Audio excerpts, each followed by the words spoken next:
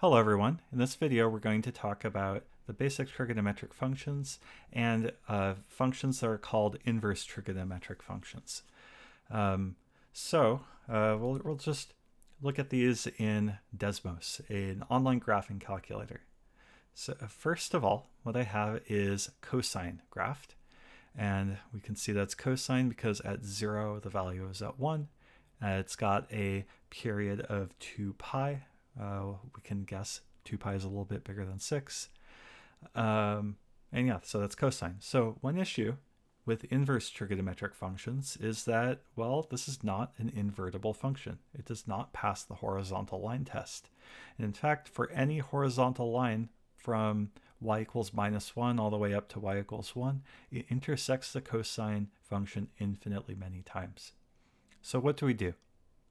One of the tricks, just like for y equals x squared, where we only look at positive values, for cosine we can look at all the values from 0 up to 2 pi and realize that if we restrict our domain from 0 to pi, not to 2 pi, if we restrict our domain to 0 to pi, then it passes the horizontal line test on exactly that domain.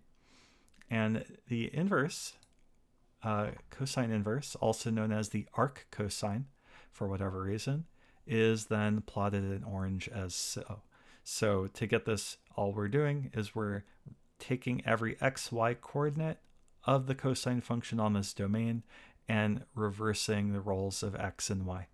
Or in other words, reflecting it over the line y equals x. So at 0 we're at 1, so at 1 we're at 0, and then over here at -1 that ends up being at pi, and that's because at pi we're at -1. Okay, so that is what arc cosine or cosine inverse looks like. Let's move on to sine. So the sine function goes through, we were just looking at in the previous video. At 0 it's 0, and it goes up, then down, and then back up to the origin to the x-axis at 2 pi. And similarly to cosine, because this is just shifted over by pi over 2, this function is not invertible. It does not pass the horizontal line test. So in this case, we can't use from 0 to pi because in that domain it does not pass the horizontal line test. There are 2 points that each horizontal line crosses.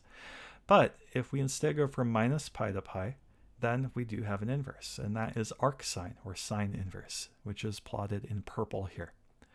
So at -pi over 2, I think I misspoke. I meant to say from -pi over 2 to pi over 2. That gives us a domain of length pi.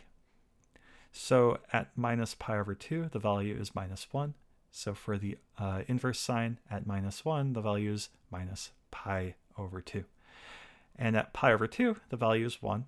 And so at 1, the value of arc sine is pi over 2. So there we go, arc sine. May as well throw in tangent. So this is the tangent function.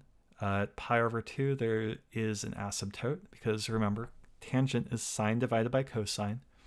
And wherever the cosine function crosses the x-axis, that is exactly where there is an asymptote for the cosine or for the tangent function.